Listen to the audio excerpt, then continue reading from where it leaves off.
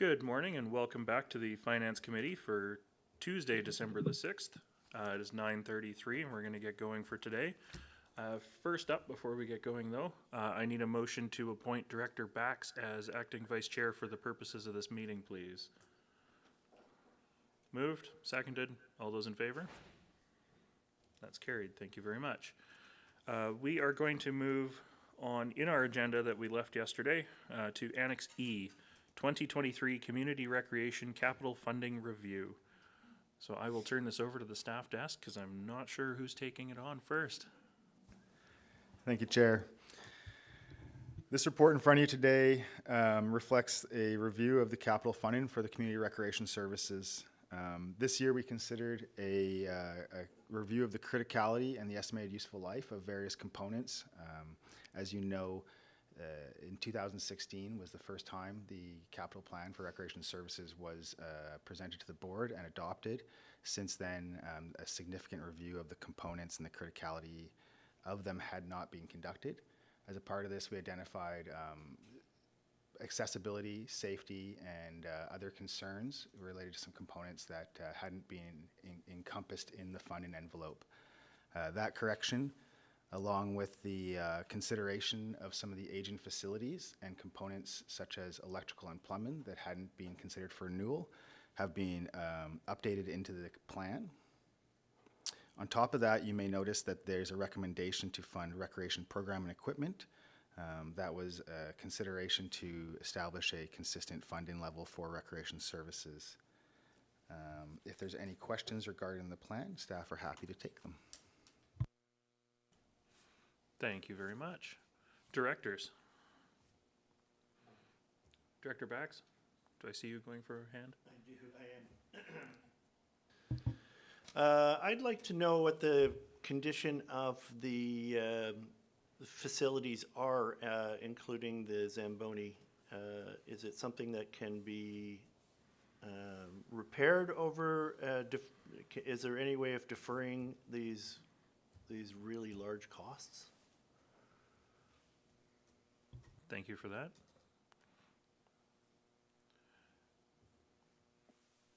You're wondering primarily about the timing criticality of things. Like, is there any part of this that can be pushed off a year or two? Or Yeah, knowing what's coming down the pipe as far as the water rate usage fees and other critical costs that are coming down the pipeline in the next couple of days, I was wondering if there's any way that we could tone this $6 million of loans down a little bit. right. Thank you, through the chair, to Director Bax.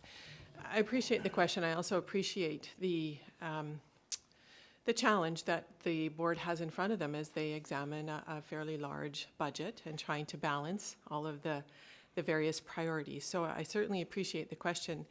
My answer would be that staff does a rigorous review of the components of facilities and various items within facilities and brings forward in our expertise and knowledge the items that we believe are the highest priority and require replacement, and in the years that they require replacement in order to best sustain the building over the long run.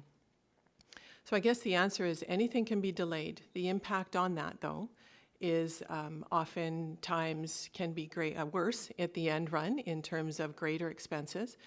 If an ice resurfacer fails, for example, that has dire consequences on the sustainability of the ice. And to get replacements nowadays often takes longer and longer in terms of the lead time required. So just to summarize, we brought forward what we believe in terms of the best stewardship of buildings and the equipment there within, the priorities that need to happen, but ultimately it is a board's decision on whether or not they prioritize this item. Thank you. Thank you for that. Yeah, thank you. Thank you, Vice Chair Bax. Director Stanford. Yeah, let me know if I've jumped ahead here, Chair, but I'm looking at page 16. I have a question of clarification. On the last paragraph, just before the entire 20-year capital plan, there's a sentence, a model that's considered a 3% annual increase as opposed to 2% increase used in option 1 in funding indicates a 10% reduction in the 2023 funding commitment. It can be sustainable under these conditions. This option is recommended. And yet earlier in the report, it says option 2 is recommended. So I'm not sure which of the financing scenarios is recommended. Thank you, Chair. That was a typo on our behalf that was not caught. The last sentence in that paragraph can be struck, and it would make more sense, I believe. So option 1 is not recommended, effectively. Sorry, just to be clear, the sentence there is to indicate that if we chose to increase annually at 3% per year, we could reduce the amount that is required this year, and then the increase would be greater than the 2%. It's not recommended that we use 3%. It is recommended that option 1 is put forward at 2% annual increases, as that reflects our current understanding of the consumer price index and typical inflation. Thank you. Director McMahon. Thank you. I just wanted to start by saying that I find it kind of dismaying that facilities we haven't even paid off yet are requiring major capital replacement. So I wonder how well they were built in the first place if we're already encountering so many costs. I don't support the capital contribution increase when we have no long-term plan for the facilities renewal. We have not decided about the future, especially of the older facilities. We have no established service levels in recreation. We don't know what these facilities are costing us individually to operate. And there is an outstanding question about Junior B hockey at the Gibson's Arena. When I look at the bang for the buck, our 5 recreation facilities together, I'm including the Pender Pool this time, cost us around $11 million a year for 5 facilities. For less than half of that in community parks, we get 100 parks, 40 beach accesses, 5 community halls, 6 sports fields, and 71 kilometers of trail. So we're pouring a lot of money into these facilities, and I'm troubled. I have many specific questions, but I'll come back to those later. Thank you. Thank you, Director McMahon. Director Lumley. Thank you. I guess I'd like to follow up with, Director Back's comment, not exactly about water, but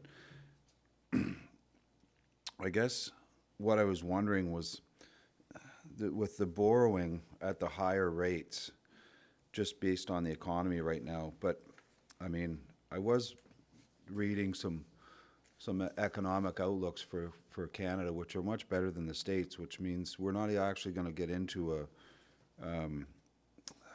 we're not going to hit a recession, which means the housing prices will level off, and then there'll be no more interest rate hikes, which you would only assume in a couple of years. Like, I mean, if the economists it was a Goldman Sachs article, but that means interest rates will start coming down. One of my fears is that borrowing at these high rates of interest, like if I just did some quick math on just the facilities, just the equipment at the current rates based on the rates like a year and a half ago, it's like an increase in borrowing of about $100,000 over the life of the loan. So, and I know when you lock into these government-funded loans, it's not like when the rates come down, you can say, oh, let's pay it off and refinance at a lower rate. So that would be my concern, was that it's part, I guess I'm massaging all these things that have been said, but I mean, yeah, I don't know what the Junior B aspect of the improvements on the Gibson's Arena will be, like if in fact that comes forward, but to Director McMahon's point, maybe some of this cost can be covered by the expansion of the facility, and/or if a report would show that, you know, if the longevity, although it's failing, will it completely fail? Obviously, I don't want to see that happen, but could it hold off to where that the you know, the savings from borrowing might be substantial if it can just, if we don't have to, it'd be like buying a house at the height of the interest rate hike, and you're saying, okay, now we're going to buy a house. So it doesn't make any sense in that respect as far as financing. And, you know, it may be a moot point, because if, you know, I just don't know how much life you have left on these assets. I get by the report that they have to be replaced at some point. I just wonder if the replacement could be delayed. And you know, I'm a newbie here, and I've read the budget, and I know you have lots of reports being pushed back, and lots of jobs and stuff being pushed back, and I certainly don't want to add on to that list. But anyway, that was just one of my concerns, was maybe financially speaking, it might not be the best course of action right now. It's going to have to be done, but I wondered if there would be a better timing to it. That was my question. Thank you. CFO Pro, I see your hand up. Thank you, Chair. So just to respond to and maybe clarify some of how the mechanics of this works, and my colleagues can jump in on some of the nuance. The first and that and the accompanying for the combined increase of 411, so the total amount that we're funding actually includes the estimated principal and interest to carry these particular loans. The other part is that the type of borrowing that we are proposing here is through a loan under agreement, or an equipment financing loan with the Municipal Finance Authority. And those, yes, are trending a little over 4% at this particular time, but they are variable. So if interest rates do go down, we would experience that. So it's not like locking into a 10 or 20-year debenture where you are locked into those and you can't repay it. It's actually, you do have some flexibility and you can repay some of these.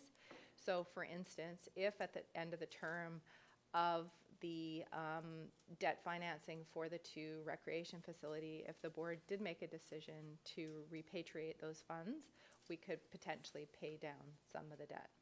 So that's an option. As far as the interest rate climate, it changes daily. So it is expected that the Bank of Canada will raise interest rates maybe a half or another 1% within the next year. It's interesting looking at economic forecasts of a year ago and seeing what actually happened. So I think what's really difficult is having a crystal ball in economics. We really don't understand what's going to happen with the continued crisis in Europe and what's going to happen with supply chains, etc. So I think it's pertinent to also understand we need to have these projects in the budget for us to be able to procure them. And so that's part of it. And we don't actually initiate the debt until the projects are completed. So if, for instance, interest rates did change in that particular time, we would then have the benefit of those interest rates. These capital plans are also reviewed on an annual basis, and all of the numbers gets updated as everything shifts. So that's also something that is the benefit of having these plans reviewed on an annual basis. So if there's any other questions that I haven't answered, maybe colleagues can respond. Thank you for that. Director Lumley, your hand is still up. Do you have a follow-up, or you? No? Okay. I got it. Director McMahon. Thank you. First, I have a process question, then I have some roof questions. Are we going to try and tackle this 2-page recommendation all in one big lump, or are we going to break it into and that's? That's a great question, Director McMahon. We could try and tackle it all in one big lump. I think there are certain blocks of recommendations that would, if we pass stuff, then it would naturally follow that those blocks would also have to be passed. I hadn't really given it any thought yet, Director McMahon. Well, in that case, could I ask my roof question while you're, Go for it. thank you. So the $3 million roof on Gibson's Rec Center, how long is it supposed to last? What type of HVAC units are these, and what is the status of the project to put solar panels on the roof?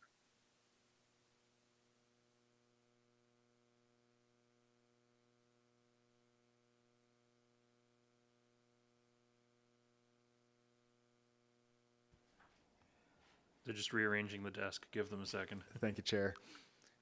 To the question about the longevity of the roof component and its expected useful life, this is a modified bitumen flat roof, and typically we see a 20-year lifespan. So at this point, we're at about 17 years, and as CFO Perot alluded to, before the procurement process can start, we need to have the funds approved.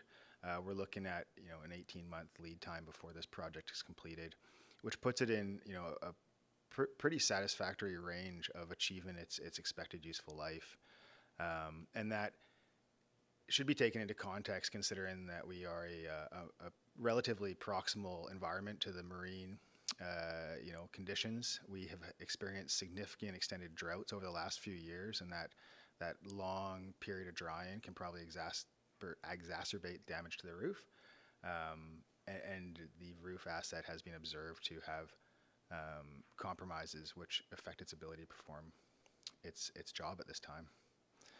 As far as the specifics to the type of HVAC units on the roof, I can't be sure. Unfortunately, the manager of the facilities is not available today, but I can make comment that we are currently replacing similar units across our facilities, and we are not experiencing any relief on the observed effects of inflation at this point. Thank you. Director McMahon, do you have a follow-up or another question? Okay. Director Bax. Now, I'm not sure if this is so I'd like to know if this particular cost is reflected in the spreadsheets that we went over yesterday, Attachment A, Annex B. Did these costs, because we haven't decided we're going to use them, I imagine they don't appear on these spreadsheets yet? Is that so? The capital funding appears in the block of Does it? increases, is my understanding from yesterday. Go ahead. Yes, are we speaking of the what-if scenario? Yeah. Yes, so those are included in the very last line of the what-if scenario, where it says capital plans. So this is contemplated in that particular line item. And and so that doesn't include the loans for the roof or things like that? It does, actually. It does it? Okay. Yes, it does. So this Okay. particular, like I said earlier, the second and third and that. So that actually reflects the total envelope of also including the debt servicing for principal and interest. Okay. So it's your all-in cost contemplating all of those other parts. So at the end of that spreadsheet where it shows the tax percentage increase, those wouldn't change due to this being adopted? No. Okay, thank you. Thank you. I'm going to go to Director Henderson because he hasn't had a chance to ask a question yet. Thank you, Chair.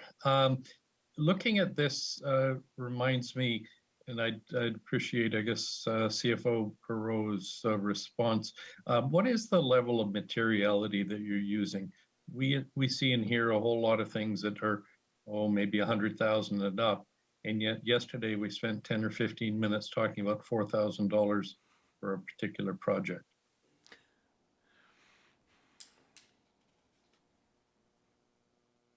So from a level of materiality, I mean, everything's included in here. We have a capital asset policy. So it would typically be things over at least $5,000, and sometimes, in majority times, they are pooled. I think as part of this particular process with all of the various services in the organization, there has really been, I think, not a clear understanding of what was actually capital and what was renewal and preventative maintenance. So that's part of the benefit of doing these particular plans. So that's also, I think, when you're speaking of materiality, I think that's the benefit of doing these capital plans, because then you're not doing those one-off $4,000 or multiple dozens, because there are potentially dozens of projects included in this envelope per year, and maybe even more so in a following year. So it does, I think, put the board in a position of making a funding envelope policy as far as the level that you want to fund for that particular service, instead of, you know, the minutia one-by-ones. If I may, Chair, 100% agree. We shouldn't be dealing with the small stuff. We should be looking at the overall package. So, and I did mention earlier, I will have to step out at 10 o'clock. So with your indulgence, Mr. Chair, can I clarify one more thing? Yes. In producing budgets, both capital and, for that matter, I probably should have asked this yesterday, but where staff are involved in actually producing something, I assume there's a cost for the staff time related to that specific project included in the project cost. Is that correct?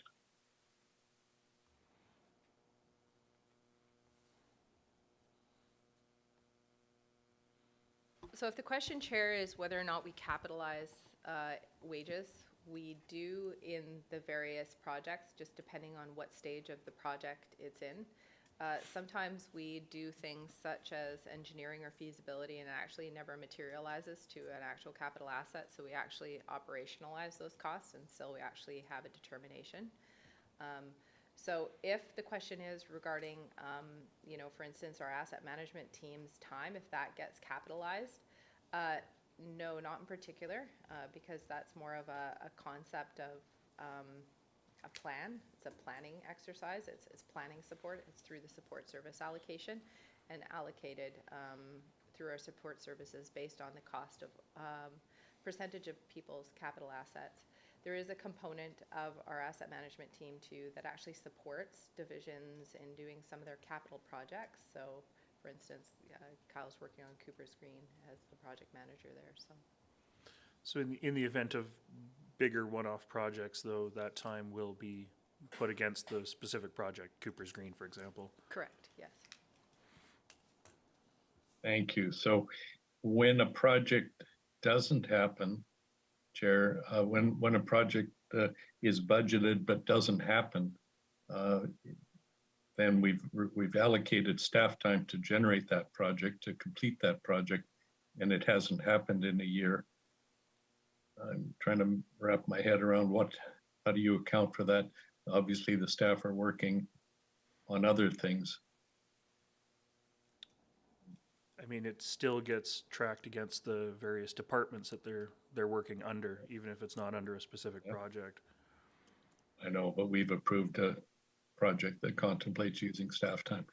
I'll take that offline later. I think that's a good idea at this point. Thank you. Could be a significant thing. Yep. Thank you. Director McMahon?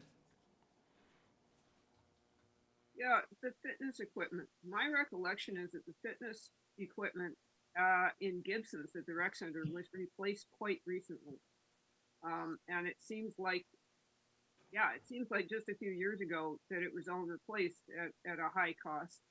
So why are we looking at replacing it again? Thank you. Sorry, Director McMahon, I think I caught your question, but you're extremely quiet. You were asking about the equipment in Gibson's having been replaced, you recall, not too long ago, and if this is connected with that, or if this is an overall funding stream for maintaining equipment replacement, or? Well, how often are we replacing this equipment, and why do we need to replace it again so soon? Thank you. Thank you.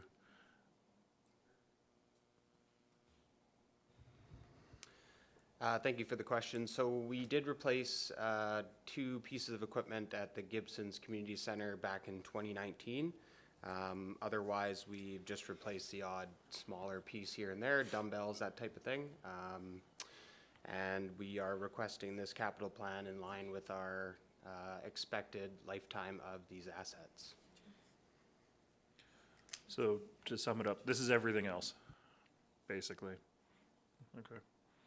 Director McMahon, do you have a follow-up to that, or, okay, Director Lumley? Yeah, thank you. Just one other question about the funding model was it, and I hope this isn't too philosophical or getting too deep, but the user fee revenue, it's a 2%. You just show, show a 2% increase across the board.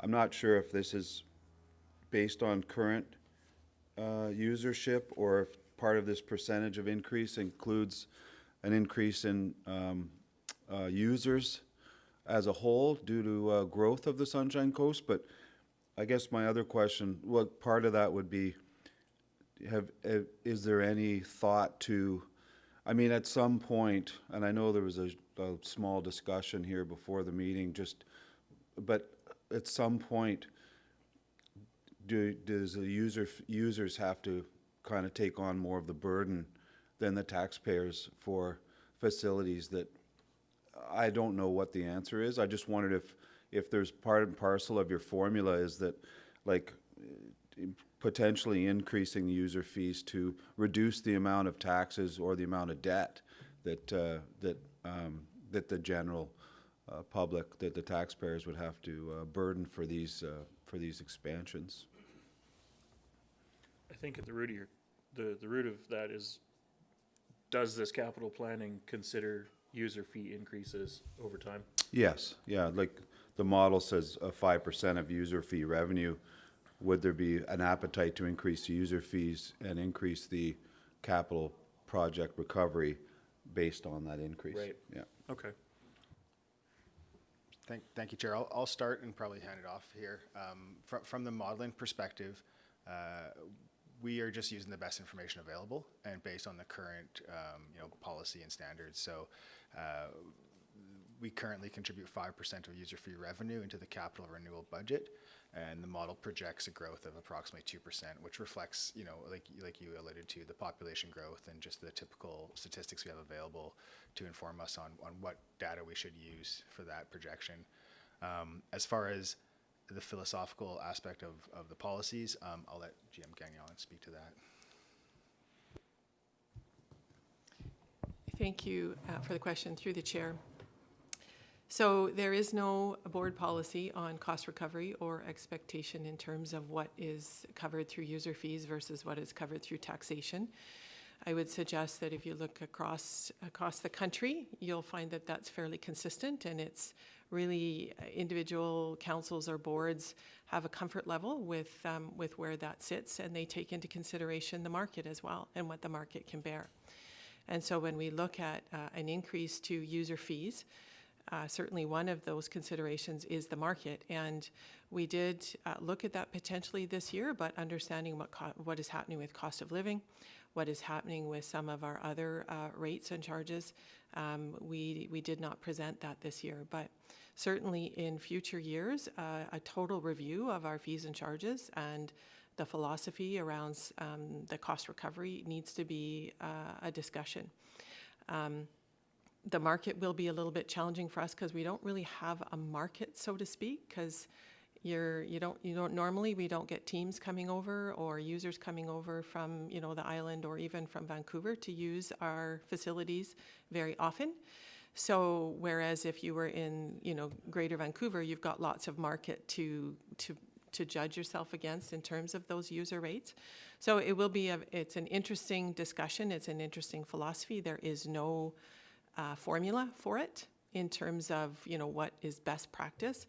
It really comes down to the individual area, region, and board. So I think it's going to be a topic for the future, but there were no increases to fees and charges brought forward this year in the budget due to looking at what's happening across the coast and not wanting to burden our residents any further with that. Thank you. Thank you. Thank you. Director McMahon. Oh, I long to go down the rabbit hole of cost recovery policy, but In terms of process, I would like to suggest that we break it into components. There is the capital renewal, there's the Zamboni, there is the Gibson's roof, there is the fitness equipment, and there is the seashell roof. Because otherwise I would feel that I had to vote against everything in order to vote against part of this, which I don't necessarily feel comfortable with. So that's the suggestion that I wanted to make.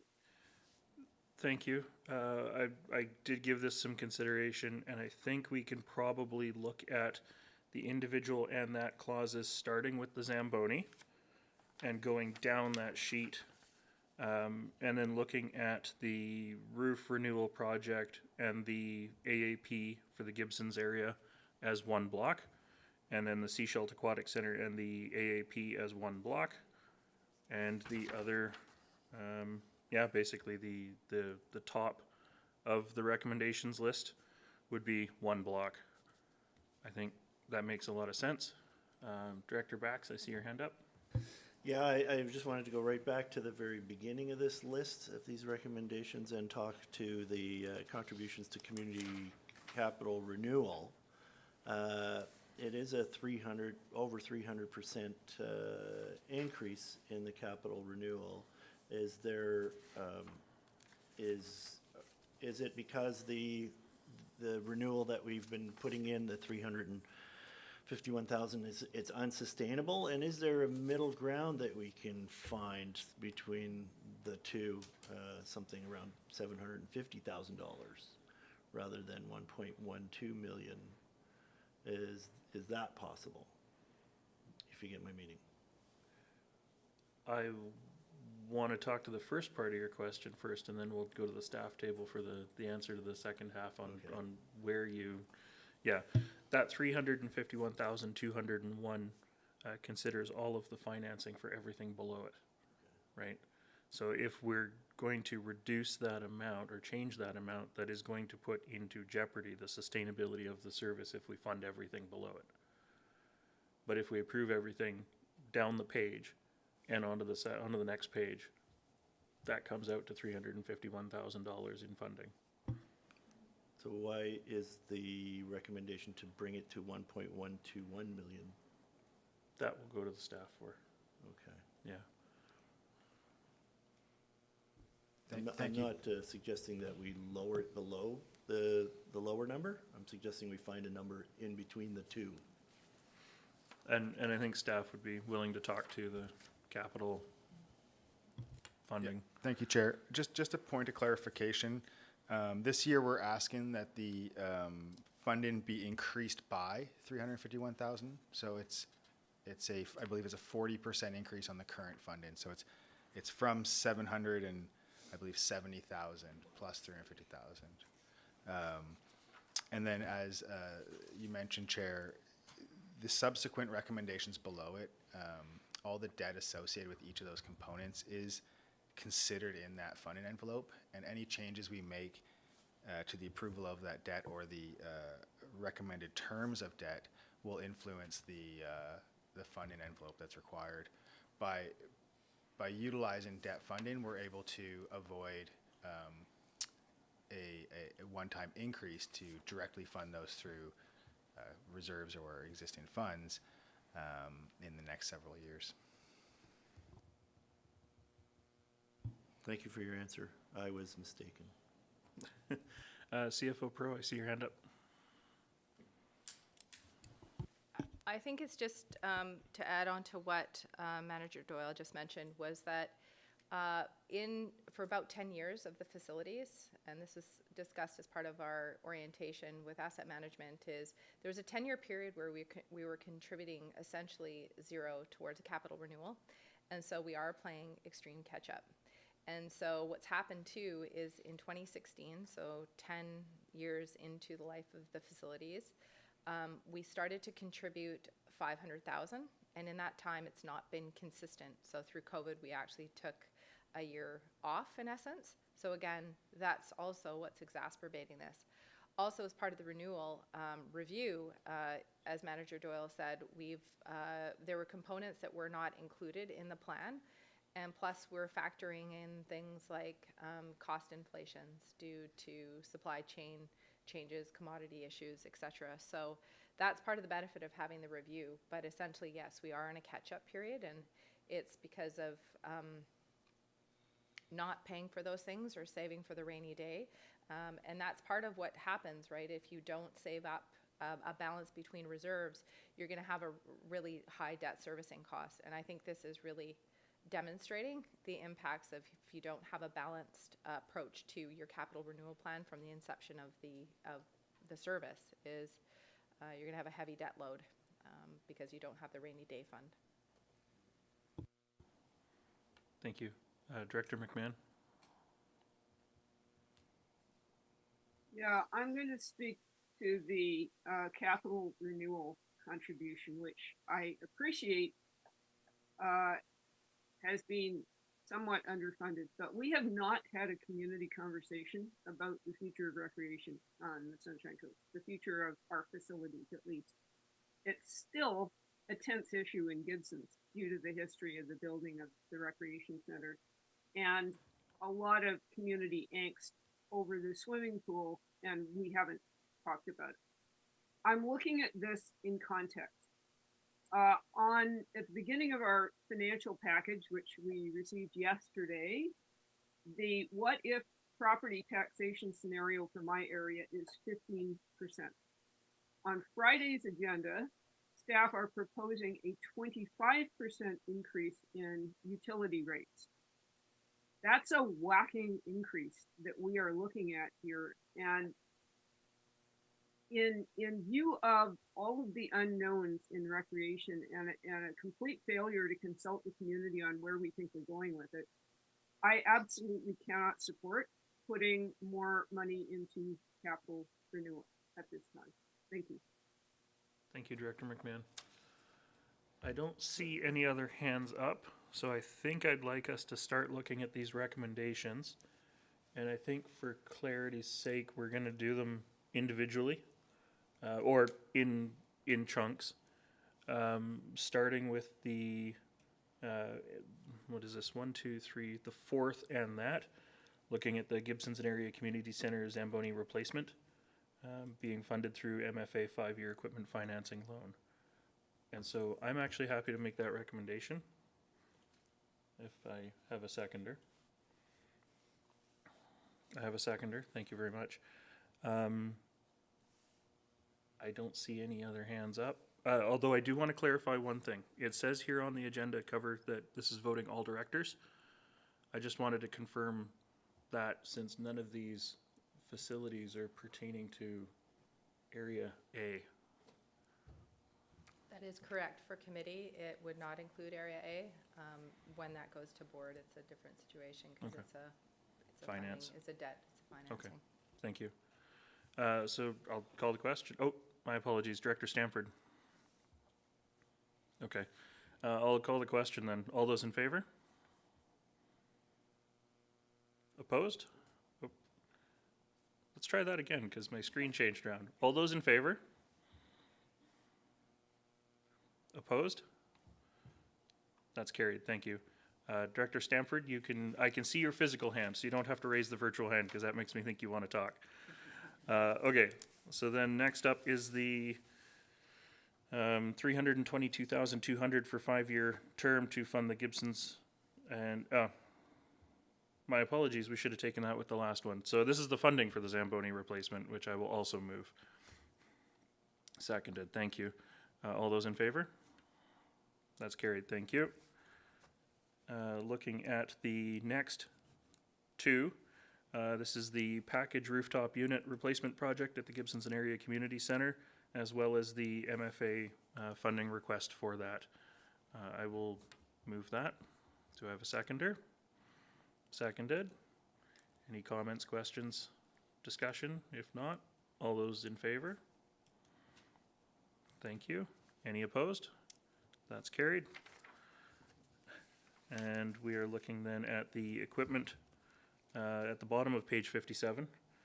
the 130,200 to be funded through the MFA loan, and then the request for the actual MFA equipment loan. Somebody else can move this one.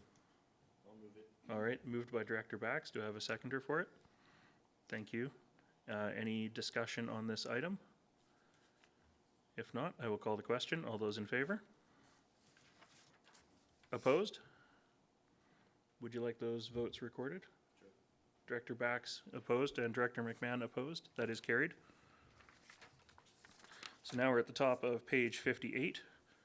We're looking at the Gibsons and Area Community Center roof renewal project in the amount of $2.8 million to be funded through long-term borrowing, as well as the elector approval for a loan of $2.8 million for a term of 10 years to be sought. So I'll move that. Do I have a seconder? Thank you. Any discussion? Director Henderson. Thank you, Chair.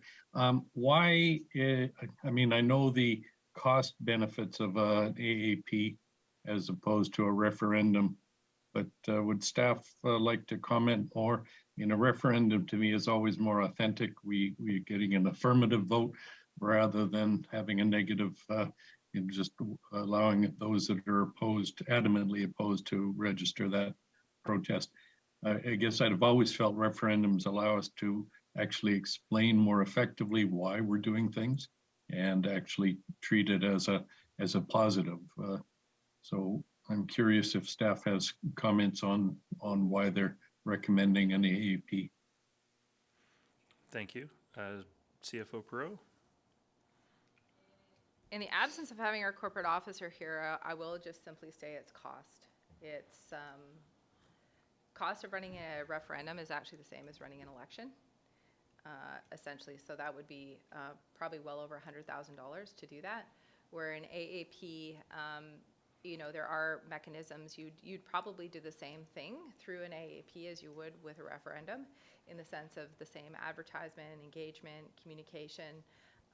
It's just the process would be such that people would have to come to polling stations, and you'd have to have voting elect officials, etc. So it would be a significant financial undertaking, and the process is the recreation facility would have to pay that in and of itself. And so definitely we can and will ensure, as part of any AAP process, that there is sufficient engagement and communication with the community. Thank you. Director McMahon. Yes, I'm just going to comment that a roof replacement is a pretty operational, basic thing, and I don't think it merits going to public referendum.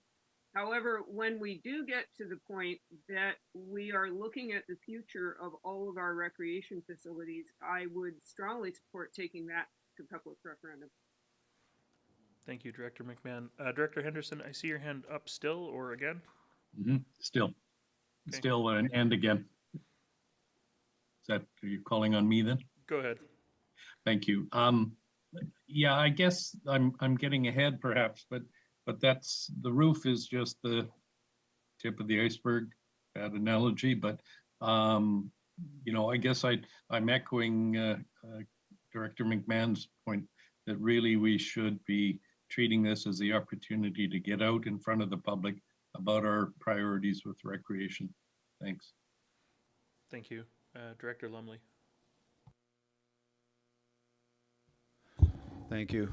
I don't know if the board has an appetite for it, but something that might be interesting is that just if staff could come back with, and I don't want to, it's nothing against the reporter trying to increase your workload, but even just it's almost like a third of your increased financing if you just raise the user fees even by like an extra 3%. Like if you said we're going to raise them 5% instead of 2%, the extra 3% would be almost just under a third of your increase in financing, like over their funding over a period. I don't, if even just a really basic model could come back to the board prior to, you know, I mean, obviously, I just think it would be helpful just to see what that looks like. as someone who pays into the user fees for my family, and clearly, with all these improvements, and again, it's probably, to Director Henderson's point, it's a messaging to, like, I think, the town of Gibson's fights with it. I'm sure the regional district fights with it. It's like a messaging issue as well, and that's got to like take a real priority when you're starting to spend this kind of money on recreation facilities. There was a huge misunderstanding. I don't want to belabor this point, but back during COVID, and I, as a parent and somebody who commits to the recreational facilities and spends some time in them, there was a huge miscommunication or misunderstanding from the public as far as the operation of these facilities, taxes-wise. Hey, why aren't they open? And some of the feedback was that, well, we were losing too much money. When you're going, okay, but we're asking the taxpayers to fund all these improvements to these facilities, and there's a fine balance there, but I think the communication part of it as well. But I would like to see just something on maybe a potential increase in user fees, just to reduce the tax burden on, people in the district. Thank you. I don't have anybody else on this. Oh, GM Gagnon, go ahead. Thank you, Chair. I'm trying desperately to raise my hand way over there on the computer. Thank you, Chair, and for the comments, Director Lumley. Thank you. Sorry, good thing I have my glasses on. I just would like to make a couple of comments. Firstly, I would suggest that COVID wreaked havoc on recreation. The closure, the reopening, the partial opening, the limited numbers, the closures, the reopenings, it changed behavior, and we have not recovered from that. Our patronage is not what it was pre-COVID. It is gaining slowly, but it hasn't recovered completely. So that's one point, and I'm not sure how long it's going to take us to get back to what we were, and I think back to what we were is never going to happen again. It'll be something different. So we are trying to understand people's new behaviors to be able to respond to them within recreation. Community groups and their numbers and their sizes also are recovering from COVID in terms of their participation. So we have a hill still in recreation. The second point I'd like to make is we did throw some preliminary numbers around, and it's probably not as great as you think it's going to be. So looking at potentially an average of 3% increase is going to be less than 50,000. It's not a huge amount of money, especially yet right now when we're not back at our pre-COVID numbers. So, to make a big difference on fees, you'd talk about significant fee increases. And then at what point does that become a burden, and then start decreasing the numbers of people that actually participate or come to the facility? So there's some price elasticity and a balance that you need to strike between the two. So again, I think it's a bigger conversation around philosophy for the sustainability of the recreation and the cost recovery. And this is why municipalities are in the business of recreation, because they're not cheap buildings to run. They have expensive systems, but they are a public benefit, public good for the health and community health and community lifestyle. It's what attracts people to the community as well. So thank you. Thank you. Director Gabias, to the motion on the floor. Thank you, Chair. This is a comment. We're kind of between a rock and a hard place, I find, right now. Obviously, we need to keep these facilities open. They offer a great service. It is a lot of money, and after going through the pre-budget yesterday, we realized how much of a backlog we have and how much we have to invest. And it's going to cost taxpayers a lot of money, which is something I don't think anyone here ran on increasing taxes. I think that was something that our constituents are very concerned about. And obviously we don't have a crystal ball, my worry, and I think to echo a bit of Director McMahon's comment, is like without a bigger picture plan of the future of these facilities, I find it really difficult to invest that much money into these facilities, not knowing what's coming down the pipe for us. Like, I think we've had all these emergencies. We've had to put a lot of money into water. I don't see emergencies going away. I see more of them coming our way. So it is I find it really difficult philosophically, I guess, to invest so much in recreation, which obviously I'm not saying it's not essential. I think it's essential to a lot of people, but compared to, as Director Bax was saying, like water, and it's just to kind of explain my state of mind right now. Thank you. CAO McKinley. Just an observation potentially. As we go through this list of things that have been identified as capital projects that we're suggesting might need to be done now, I'm hearing an opportunity as well to potentially do something that we haven't targeted specifically when we look at the upcoming renewal of the board's strategic plan. It would be an opportunity as we go through the board's strategic planning process here, hopefully sometime early in the new year, to add specifically that we have that hard look, that more detailed look at recreation and our recreation facilities. If that's something that the board would like to do, that would be a great way to provide direction to staff to do so, and we would be happy to take it on. Thank you, CAO. Yeah, I am of the opinion that in the middle of the motion discussion on the Gibsons and Area Center roof replacement is not the time to be having this conversation. Director Stamford? Yes, I think we're at that critical position.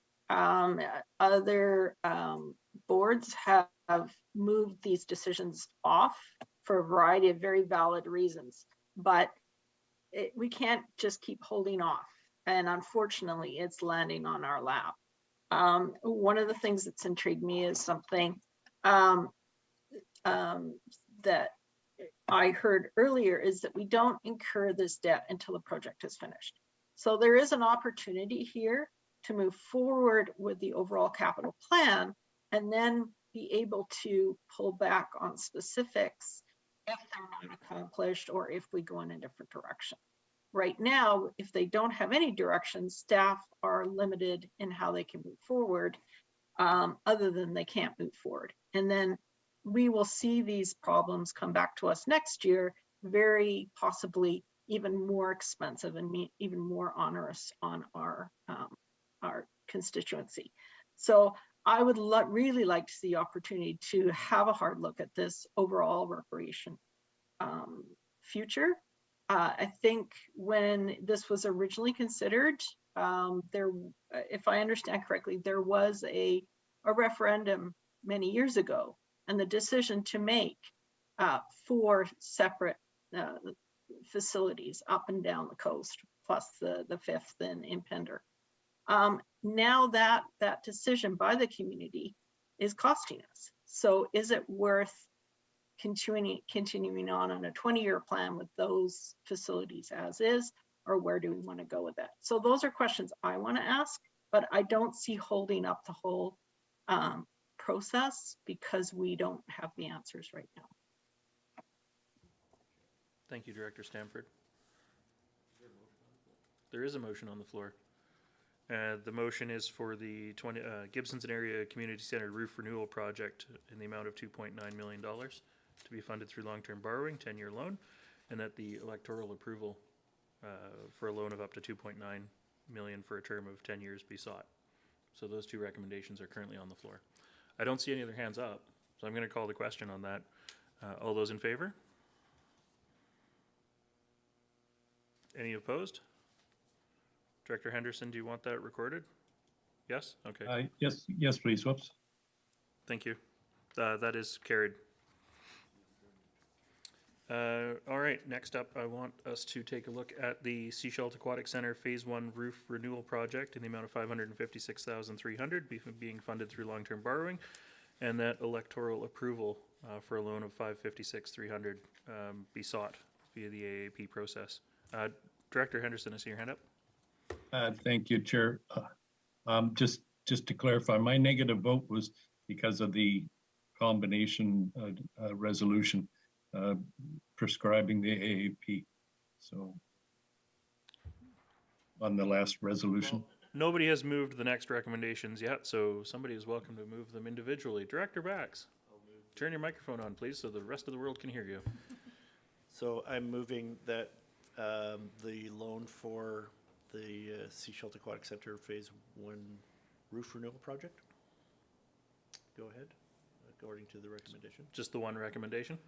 And that the electoral approval loan of Okay. the amount of money as well. So the two recommendations. Yes, the and that. I'll second that. Thank you. Thank you. Director Henderson, I see your hand up. Okay, okay. I don't see any other hands up, so I will call the question. All those in favor? Opposed? Director Henderson, I assume you'd like that recorded. Thank you. That is carried. That's not the end of that. We still have the last two resolutions on recommendations on that list, and then the beginning recommendations on page 57, due to the way we broke things up. So I look to my directors if anyone would like to move some recommendations. Director McMahon.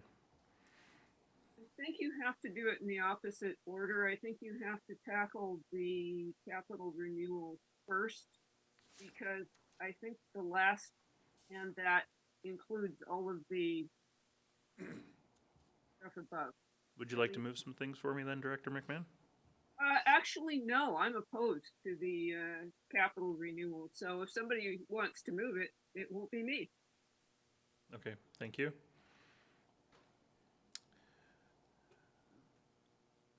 In the name of moving things along, I guess I will move that the 2023 contribution to community recreation capital renewal be increased by 351,201 to, the rest of that recommendation.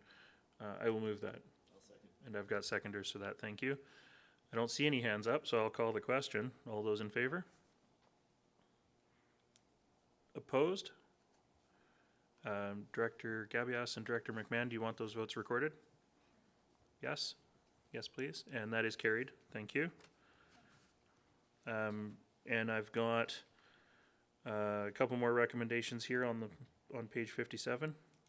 Would somebody like to move those for me? Or are you going to make me move everything? Director Lumley? Yeah. So that would be that an additional $60,000 annually be committed to fund programming and increased by 2%, and that the increase be funded through ad valorem taxation. Thank you. I'll second that. Looking for hands if directors have any questions or comments. Otherwise, all those in favor? And opposed? Director Gabias and Director McMahon opposed. Do you want those recorded? Okay, yes please, thank you. That is carried. So that leaves us with the last two recommendations on page 58. And so that would be in that capital expenditures of up to $813,797 be included in the 2023 budget. And further that the amended increases be included as part of the draft 2023 to 2027 financial plan as detailed in table 1. Do I have a mover? Thank you, Director Lumley. Do I have a seconder? Thank you, Director Bax. I don't see any hands up, so I will call the question. All those in favor? All those opposed? I have 3 opposed. Sorry, let's do that again. All those in favor? So that's 4 in favor. All those opposed? That's 3 opposed. Thank you. That is carried. Director Bax, Gabias, and McMahon, do you want those votes recorded? Yes, please.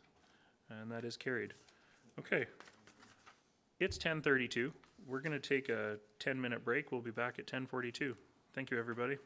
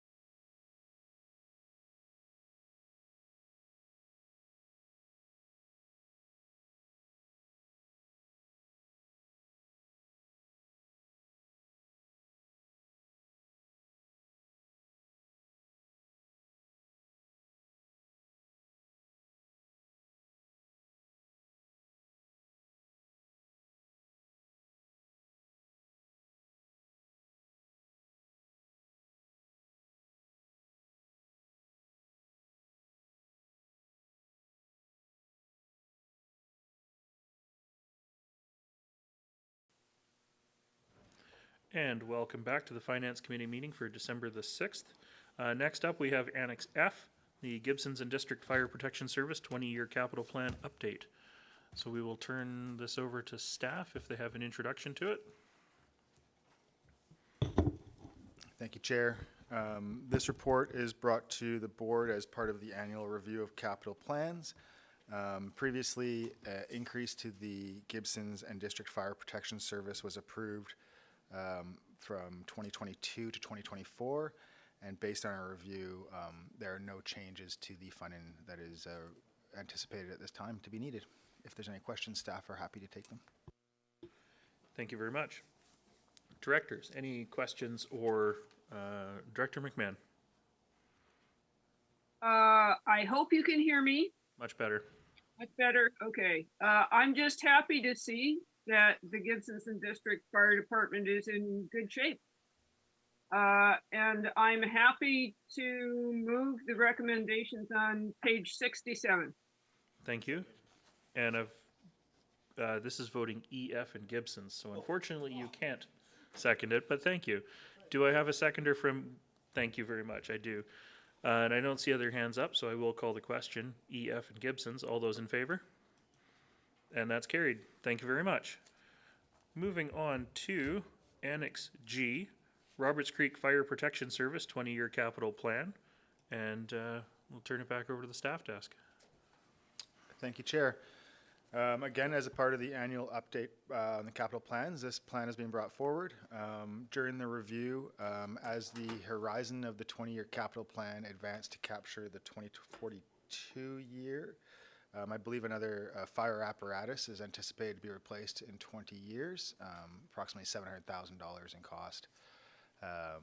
As a result, the capital renewal funding that is requisite for this service has been identified to need an increase of approximately $33,000. Staff are available to answer any questions. Thank you very much. I look to my directors. This is Roberts Creek, so I will look to Director Bax first. I'm going to move Microphone? that we accept the recommendation. Microphone. I move that we accept the recommendation on the top of page 70. All of the recommendations as presented? Yes. Thank you. And this is voting all directors because it is a single participant service. Do I have a seconder for that? Seconded. Thank you. Any discussion on the motions? If not, I will call the question. All those in favor? And that's carried. Thank you very much. Moving on to Annex H, Half Moon Bay Fire Protection Service 20-year capital plan update. And back over to Manager Doyle. Thank you, Chair. Another annual update on the capital plan for the Half Moon Bay Fire Service. In addition to, similar to Roberts Creek, some increases being, or some significant funding being identified in the 20th year of the horizon. There is a slight increase requested to the annual funding for this service. In addition, please note the recommendation for approval for a long-term loan for the replacement of a fire apparatus in Half Moon Bay. This would be a 10-year loan approved through the alternative approval process. If there's any questions, happy to take them. Thank you very much. Again, single participant service, so I'll look to the director from Half Moon Bay to. Thank you, Chair. Pretty happy with this, so I move to adopt all the recommendations listed on page 74. Thank you very much. Do I have a seconder? I have seconders. Thank you. Any other comments, questions? If not, I'll call the question. All those in favor? Thank you. That is carried. Moving on to Annex I, Egmont Fire Protection Service 20-year capital plan update. Turn this back over to staff. Yeah, similar to the last three, 20-year update for the capital plan for the Egmont Fire Service is being presented as part of the annual review. Egmont Fire Service has a fairly insignificant amount of contribution on an annual basis. At this time, we're looking to continue to build the reserves in anticipation of a fire apparatus replacement. If there's any questions about this service, I'm happy to take them at the time. Thank you for that, Manager Doyle. Being a single participant service, I will look at Director Lee. Thank you, Chair. First, I believe that in the second and third paragraphs in the recommendation, it should say 2018 instead of 2012, but I believe that's immaterial. And other than that, I would like to recommend acceptance of the recommendations on page 76 in its entirety. Sorry, Director Lee, you're referring to the service function number, 218? Yes, that's correct. Yeah, okay. Yes, it says 212 and it should say 218. So you're moving it as corrected. As corrected, yes, please. Thank you very much. Do I have a seconder for that? Seconded, thank you. Any other questions, comments on the motion? If not, I'll call the question. I thought it's page 78, not 76. On page 78. Thank you, Director Bax. I will call the question. All those in favor? And that's carried. Thank you very much. That takes us to the end of our agenda. We have no communications. We have no new business. We have no in-camera session. Director Henderson, I see your hand up. Oh, now I see your hand down. I look for a motion to adjourn. Moved, seconded. All those in favor? That's carried. We are adjourned. Thank you very much. All right. Well done, Thank you, Alton. everybody. Well done.